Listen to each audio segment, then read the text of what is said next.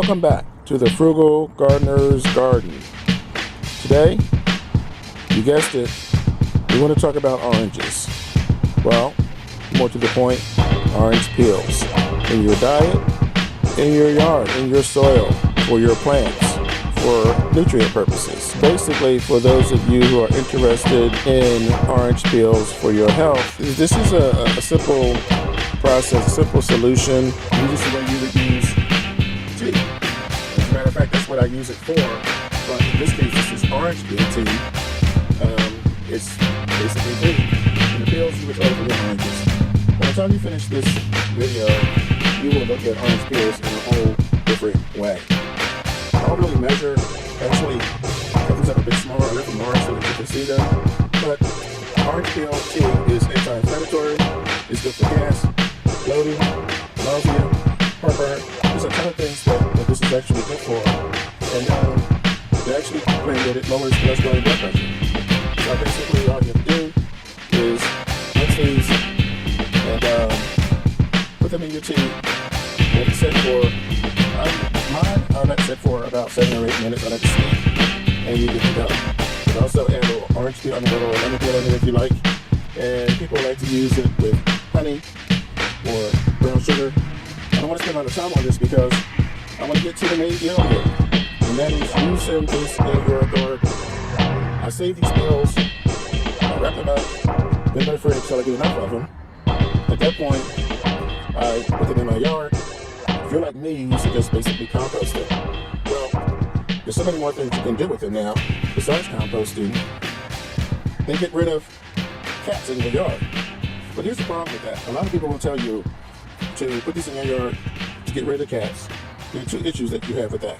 Number 1, and most importantly, the scent, the acidity level is going to drop after being in the sun for a while, after being in the rain, and your pets may eat these. So I've seen where people suggest that you plant them. Well, they can still dig them up, or the squirrels can dig them up, and the cats can eat them. So this is mesh that I use to keep the critters from eating my berries and my grapes. But I'm the frugal gardener, so I want you to save money. If you don't have any of these laying around, you might want to try this. This is what's left over from my sweet potatoes. You see this stuff all the time. You see it in hams. You see it in different various kinds of fruits. So basically, you can use this instead of spending money. Now, the primary reason why you may want to use this in your garden is it kills aphids and it also kills ants. I take this bottle here and you take about, I don't know, a gallon of water, and I don't measure again. I would put in about 4 or 5 of these orange peels in a pot of water. Boil the water, let it cool, then you have your mixture, you put it in your spray bottle, and you're good to go. But that's not all. Like they say on the commercial, there's more. These are orange peels that I dehydrated, and after I dehydrated them, I put them in a blender, in my coffee grinder, not a blender. Put them in a coffee grinder, and this is how they come out. I could have probably got them a little bit finer, but this is fine for what I'm going to use them for.